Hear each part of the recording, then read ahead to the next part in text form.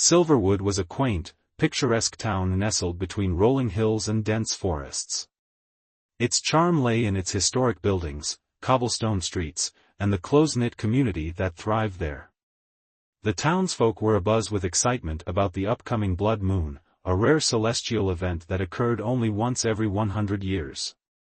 Among the excited residents was Lily Caldwell, a young historian with a passion for uncovering the past. She had moved to Silverwood a few years ago, drawn by its rich heritage and the mysterious tales that surrounded it. Little did she know that she would soon be at the center of one such tale. As the blood moon drew near, strange events began to unfold in Silverwood. Livestock became restless, their eyes wide with fear. Unexplained power outages plunged the town into darkness at odd hours.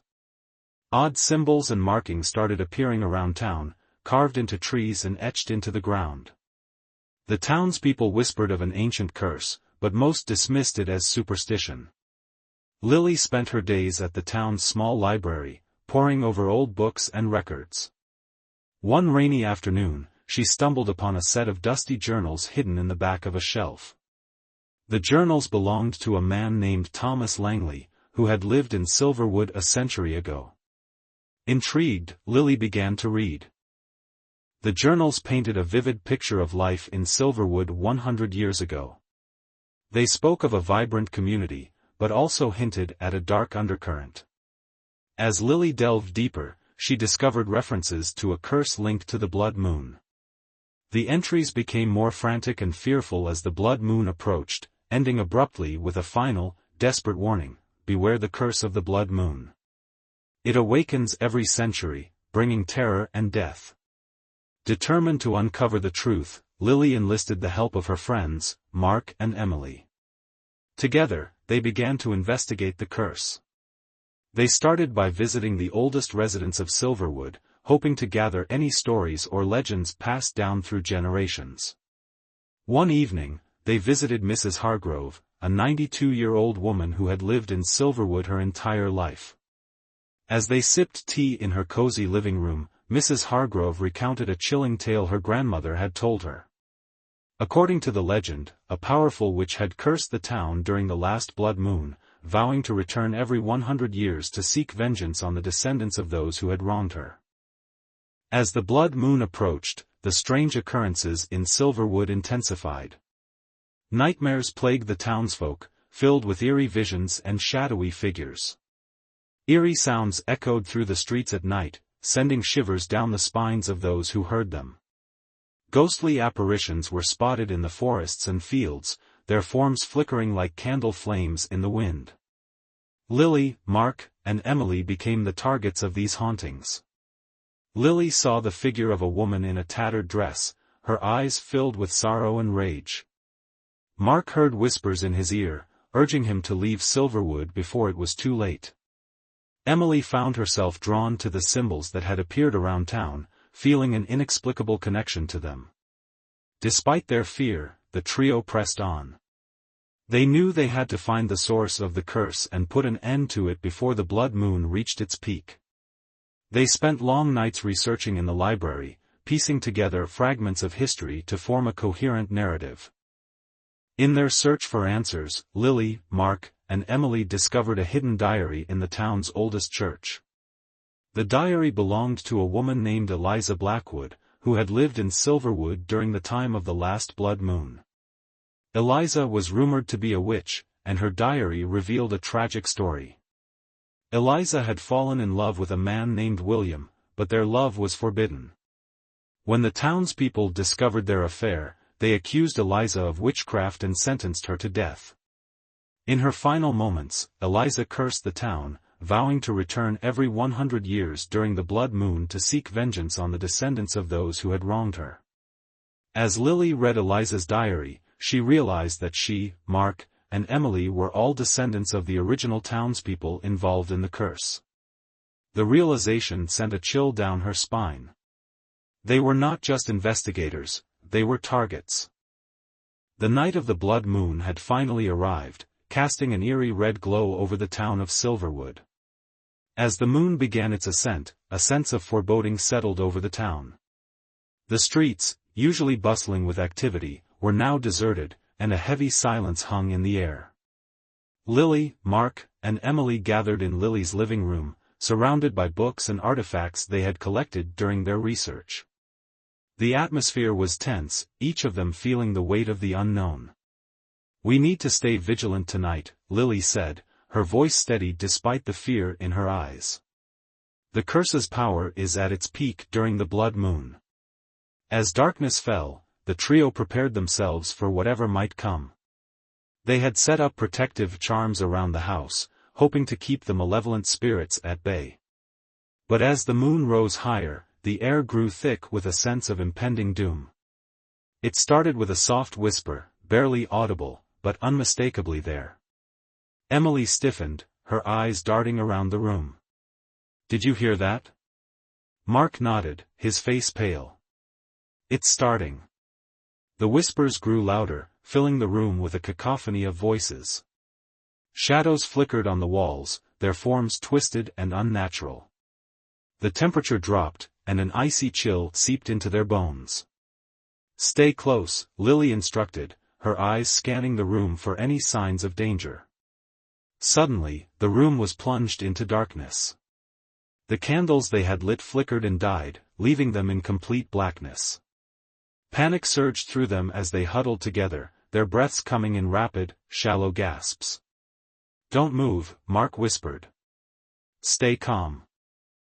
A soft, mournful wail echoed through the house, growing louder and more desperate. It was the sound of a woman in anguish, her cries filled with pain and sorrow. The sound sent shivers down their spines, and they clung to each other for support. Lily strained to see in the darkness, her heart pounding in her chest. "We need to find a light," she said, her voice trembling. Emily fumbled for her flashlight, her hands shaking. When she finally managed to switch it on, the beam of light cut through the darkness, revealing the ghostly figure of a woman standing in the corner of the room. The woman's eyes were hollow and filled with rage. Her tattered dress fluttered in an unseen breeze, and her fingers were clawed and skeletal. She pointed at them, her voice a chilling hiss. "You cannot escape the curse." Lily stepped forward, her voice steady despite the fear coursing through her veins. "What do you want from us?" The ghostly figure's expression twisted with anger. "Justice. Vengeance for the sins of your ancestors." Mark took a step back, his face ashen. "We didn't do anything.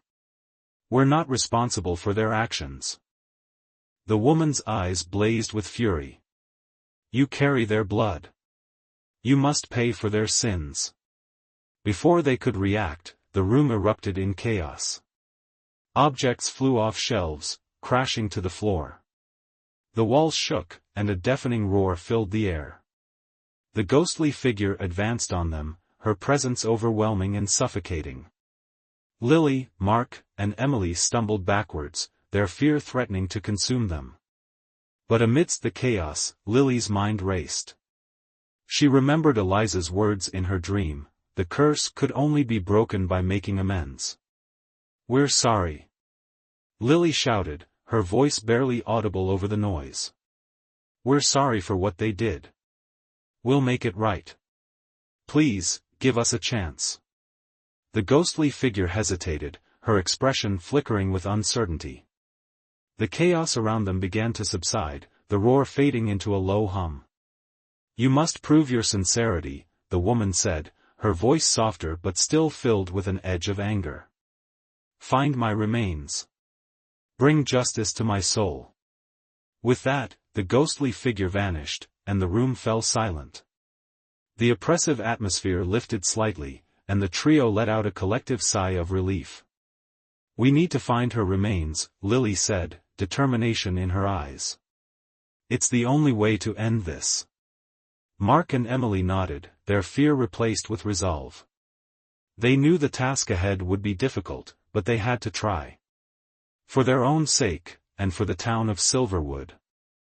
The next morning, the weight of the previous night's encounter still hung heavily over Lily, Mark, and Emily. Despite their fatigue, they knew they couldn't waste any time. The ghostly woman had given them a clear directive: find her remains and bring justice to her soul. Gathered around the kitchen table, they mapped out their plan. We need to delve deeper into the town's history, Lily said, her voice filled with determination. We have to find out where Eliza's remains were hidden. Mark nodded, flipping through the pages of the old diary they had found. Eliza mentioned something about a secret room in the church. We should start there. Emily shivered, the memory of the ghostly encounter still fresh in her mind. Do you think we'll find something that can help us? Lily placed a reassuring hand on Emily's shoulder. I believe so. We have to try. The trio gathered their supplies and headed to the old church at the edge of town.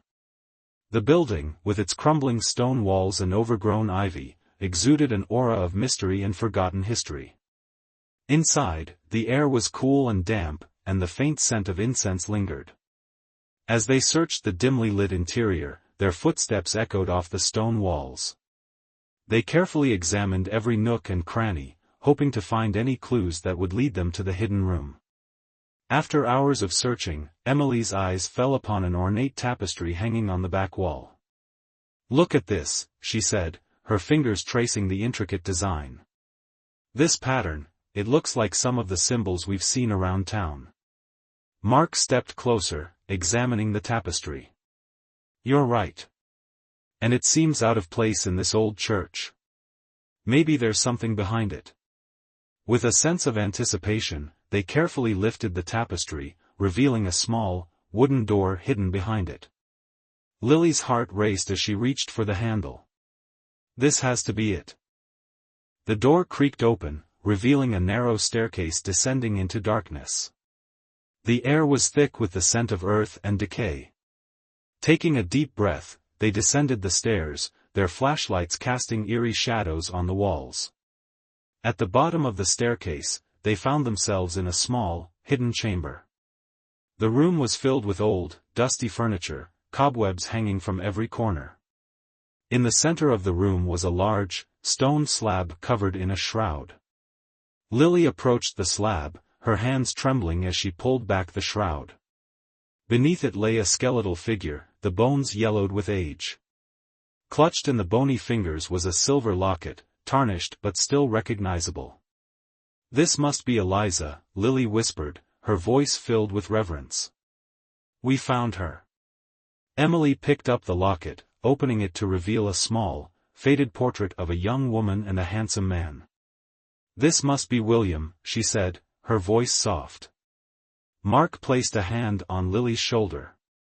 Now we know what we have to do.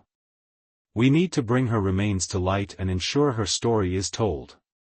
As they carefully gathered Eliza's bones, they heard a faint whisper echoing through the chamber. It was Eliza's voice, filled with sorrow and gratitude. Thank you. With Eliza's remains in hand, they made their way back to the surface. The weight of their discovery was heavy, but they knew they were one step closer to breaking the curse. The day of the ritual had arrived, and the atmosphere in Silverwood was thick with tension. The blood moon would reach its zenith that night, and the trio knew they had to act swiftly and decisively to break the curse. Lily, Mark, and Emily gathered in the town square, which was eerily quiet and deserted. The residents of Silverwood had retreated to their homes, hoping to avoid the strange and terrifying events that had plagued the town. The trio laid out the items they had collected, the ancient texts, Eliza's remains, the silver locket, and the protective charms. We have to be precise, Lily said, her voice steady despite the nerves she felt. The incantations must be spoken correctly, and the items must be placed in the right order. Mark nodded, his eyes scanning the ancient texts. I've been practicing the incantations. I think I have them memorized. Emily arranged the items in a circle, her hands trembling slightly. We can do this. We have to. As the sun began to set, casting long shadows across the square, the trio took their positions around the circle. The air grew cooler, and a strange, oppressive silence fell over the town. The blood moon began to rise, its red glow bathing the scene in an otherworldly light. Lily took a deep breath and began to chant the first incantation. Her voice was clear and confident, the words flowing effortlessly from her lips. Mark and Emily joined in, their voices blending in a harmonious and powerful resonance. As they chanted, the ground beneath them began to tremble. The air crackled with energy, and the shadows around them seemed to come alive. Ghostly apparitions emerged from the darkness, their forms flickering in the moonlight. "We have to stay focused," Lily urged, her eyes locked on the texts before her. "Keep chanting." The ghostly figures circled the trio, their whispers filled with anger and sorrow. Objects flew through the air, and the ground shook with increasing intensity. The witch's presence loomed over them, her anger palpable. "You dare to defy me," a chilling voice echoed through the square. Eliza's spirit materialized before them, her eyes blazing with fury. Lily raised her voice, her words filled with determination. "We seek to make amends, Eliza. We seek to bring justice to your soul." Eliza's spirit wavered, torn between her desire for vengeance and the possibility of finding peace. "Prove it," she hissed. "Prove your sincerity." Mark stepped forward, his voice unwavering. "We will. We will do whatever it takes to right the wrongs of our ancestors." Eliza's eyes narrowed. "Then you must face my trials. Only by enduring them can you prove your worthiness." The ground around them shifted, and the trio found themselves in a twisted and nightmarish landscape. They were separated, each facing their own trial designed to test their resolve. Lily found herself in a dark forest, the air thick with fog. She could hear the whispers of the past, voices accusing her of the sins of her ancestors. She pressed on, her heart pounding, determined to find her way through the darkness. Mark was trapped in a labyrinth of mirrors, each reflection showing a different version of himself.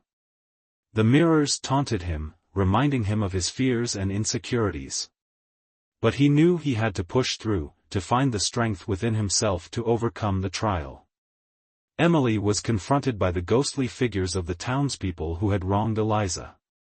Their accusations were relentless, their anger overwhelming. But she stood her ground, her heart filled with compassion and a desire to make things right. As they faced their trials, the trio's determination and sincerity shone through. They confronted their fears, acknowledged the sins of their ancestors, and vowed to make amends. With each trial overcome, the landscape began to shift back to the town square. Eliza's spirit watched them, her anger slowly giving way to a sense of peace. "You have proven yourselves," she said, her voice softer. "But there is one final task. You must make a personal sacrifice, giving up something precious to you." The trio exchanged determined glances. They understood the importance of their actions and were willing to make the sacrifice for the sake of Silverwood. The tension in the air was palpable as Lily, Mark, and Emily prepared themselves for the final confrontation with Eliza's spirit. The blood moon hung high in the sky, its eerie red light casting long shadows across the town square. The trio stood in the center of the ritual circle, their hearts pounding with a mixture of fear and determination. Eliza's spirit materialized before them, her eyes blazing with an intensity that sent shivers down their spines.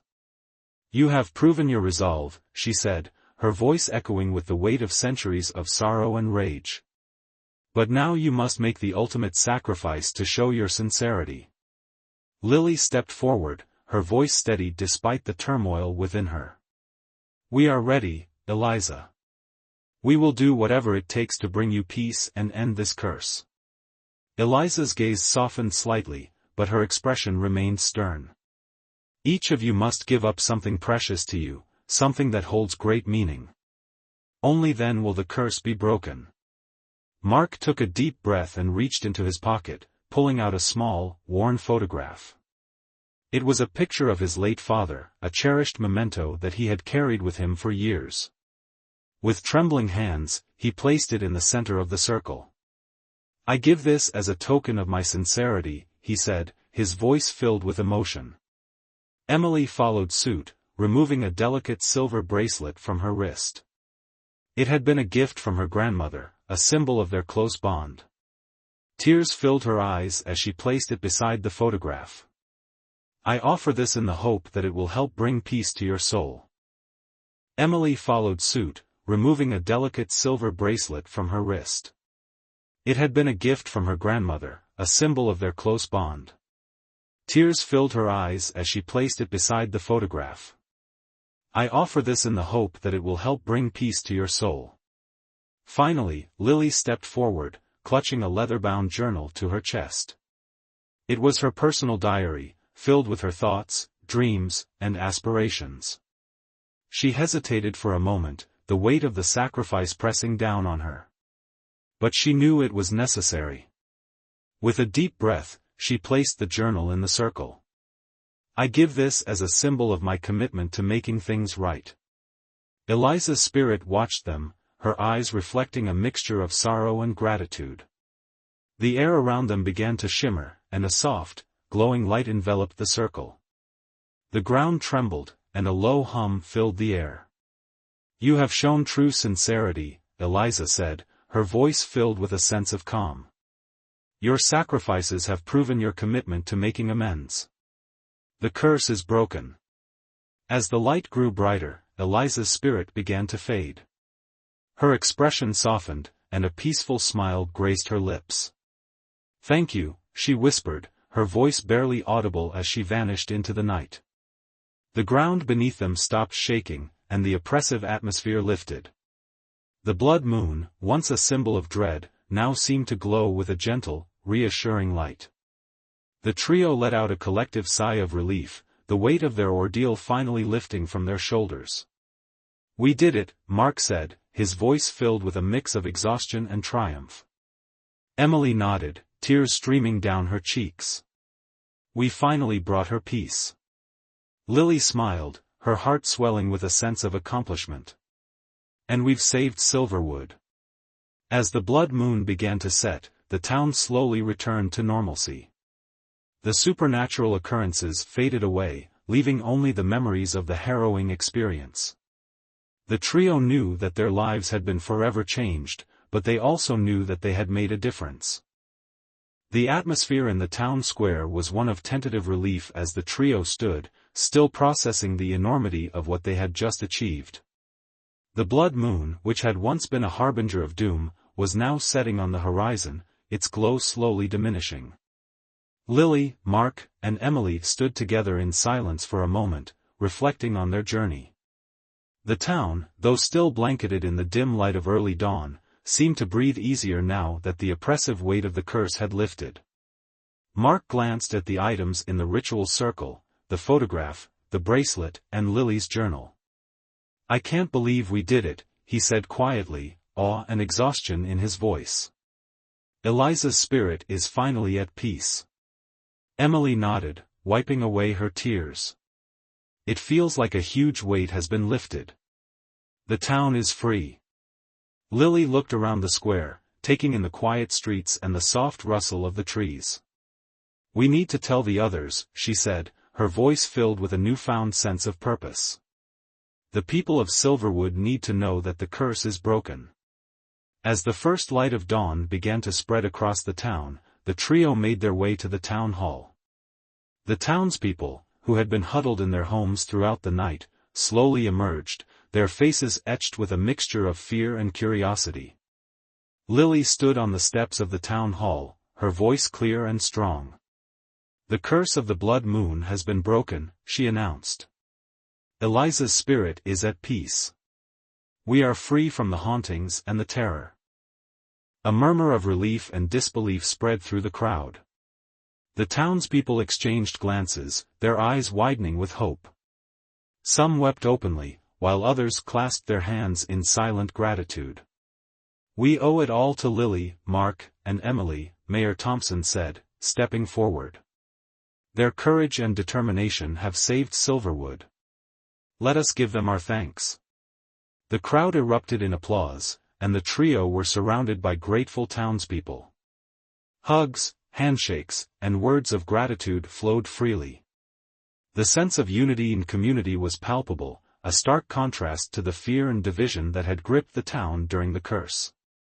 Lily, Mark, and Emily found themselves at the center of the celebration, their hearts swelling with pride and relief. They knew that their journey had not only lifted the curse but had also strengthened the bonds of their community. As the day wore on, the town began to heal. The shadows that had once loomed so large were now a distant memory. Silverwood's residents came together to repair the damage done during the curse, their spirits buoyed by the knowledge that they had overcome a great evil. Lily returned to her work as a historian, documenting the events of the blood moon and the curse in meticulous detail. She wanted to ensure that future generations would learn from their experience and understand the importance of compassion, forgiveness, and unity.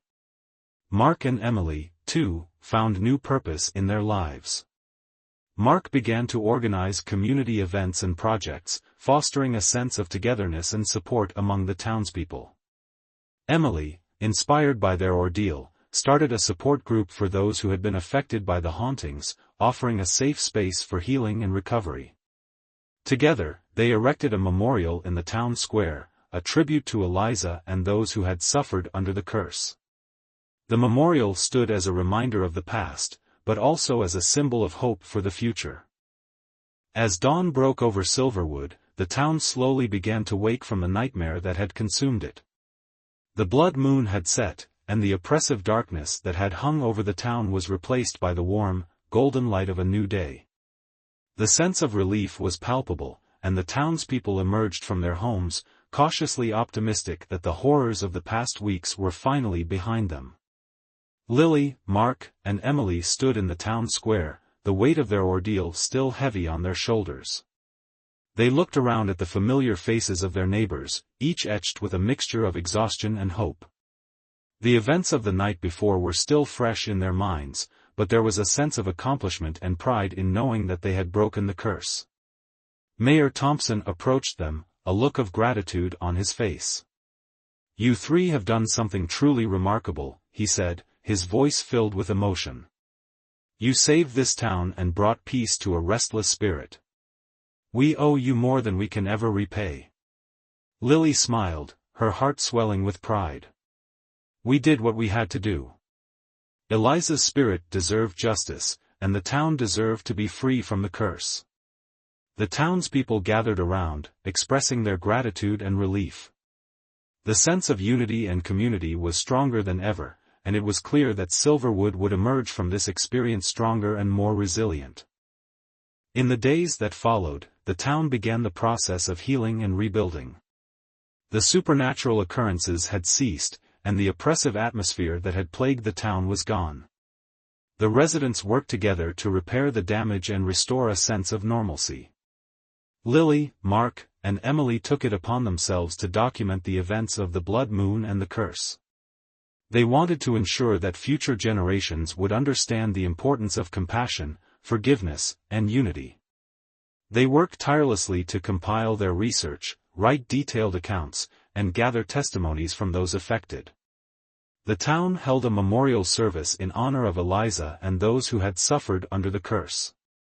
It was a solemn and heartfelt ceremony, filled with moments of reflection and gratitude. The memorial, a simple stone monument in the town square, stood as a reminder of the past and a symbol of hope for the future. Lily continued her work as a historian, her passion for uncovering the past stronger than ever. She knew that the story of the blood moon and the curse would be an important part of Silverwood's history, and she was determined to ensure that it was preserved for future generations. Mark and Emily found new purpose in their lives as well. Mark took on a leadership role in the community, organizing events and projects that fostered a sense of togetherness and support. Emily started a support group for those who had been affected by the hauntings, providing a safe space for healing and recovery. Together, they formed an unbreakable bond, their shared experiences forging a deep and lasting friendship. They knew that they had faced something extraordinary and come out stronger on the other side. As the weeks turned into months, Silverwood began to thrive once more. The town's residents embraced the lessons they had learned and worked to build a brighter future. The scars of the past would never fully fade, but they served as a reminder of the resilience and strength of the community. Lily, Mark, and Emily often found themselves returning to the town square, standing by the memorial and reflecting on their journey. They knew that they had made a difference, not just for Eliza, but for the entire town. Silverwood slowly emerged from the shadows cast by the blood moon, its residents united in a shared purpose, to heal, rebuild, and move forward. The curse had left its mark on the town, but it had also brought the community closer together, fostering a newfound sense of unity and resilience. Lily, Mark, and Emily became central figures in this period of renewal. Their bravery and determination had not only broken the curse but also inspired others to come together and support one another. The trio dedicated themselves to ensuring that the lessons learned from their ordeal would not be forgotten. Lily's work as a historian took on new significance. She meticulously documented the events of the blood moon and the curse, compiling testimonies from those who had experienced the hauntings and gathering evidence of the supernatural occurrences. Her writings were published in a detailed account, ensuring that future generations would understand the importance of compassion, forgiveness, and unity. One afternoon, as Lily was working on her manuscript at the library, she received a visit from a young girl named Sophie. Sophie's eyes were wide with curiosity and admiration. "Miss Caldwell," Sophie said shyly, "I heard about what you did. You and your friends saved the town. I want to be like you when I grow up." Lily smiled warmly, touched by the girl's words. "Thank you, Sophie. Remember, it wasn't just me. It was a team effort, and we did it because we cared about our community. Always be curious and brave, and never forget the importance of helping others." Mark, meanwhile, took on a leadership role in the community. He organized events that brought the townspeople together, from community cleanup projects to town festivals celebrating Silverwood's heritage. His efforts helped to strengthen the bonds between residents and foster a sense of pride in their town. One evening, as Mark was setting up for a town meeting in the newly renovated town hall, he was approached by Mr. Jenkins, one of the older residents. "Mark," Mr. Jenkins said, his voice gruff but warm, "you've done a lot of good for this town. We needed someone to bring us together, and you stepped up. Thank you." Mark nodded, feeling a deep sense of fulfillment. "It's my pleasure, Mr. Jenkins. Silverwood is a special place, and I'm just glad I can help." Emily, inspired by their experiences, started a support group for those affected by the hauntings. The group provided a safe space for people to share their stories, process their trauma, and support one another in their healing journey. During one of the meetings, Emily noticed a woman named Grace, who had been particularly quiet and withdrawn. Emily approached her with a gentle smile. "Grace, I know this has been hard for all of us," Emily said softly. "But you're not alone. We're here for you, and we can get through this together." Grace looked up, her eyes brimming with gratitude. "Thank you, Emily. It's been tough, but knowing that I'm not alone makes all the difference." The trio also worked together to establish a memorial in the town square. The simple stone monument bore the inscription, "In memory of Eliza Blackwood and all those who suffered under the curse of the blood moon. May we honor their memory by living with compassion, forgiveness, and unity." The memorial became a place of reflection and healing for the townspeople, a reminder of the past and a symbol of hope for the future. As Silverwood continued to thrive, the residents embraced the lessons they had learned.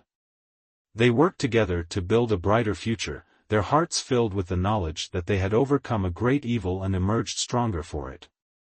Lily, Mark, and Emily often found themselves returning to the town square, standing by the memorial and reflecting on their journey. They knew that they had made a difference, not just for Eliza, but for the entire town. And so, Silverwood thrived, its heart beating strong with the knowledge that it had overcome a great evil and emerged victorious. The town's residents embraced the lessons they had learned, living with compassion, forgiveness, and unity. Together, they looked forward to a bright and hopeful future, knowing that they could weather any storm that came their way. The curse of the blood moon was finally broken, and Silverwood stood as a testament to the power of resilience, courage, and community. As the new dawn rose, the town's residents embraced the promise of a new beginning, their hearts filled with hope and the determination to build a better future for generations to come. Thank you for diving into the world of The Curse of the Blood Moon. If you enjoyed this story and love a good eerie tale, don't forget to like this video to show your support, share it with friends who enjoy a chilling story, subscribe to our channel for more thrilling tales. Join our storytelling community, and let's keep the magic of stories alive together.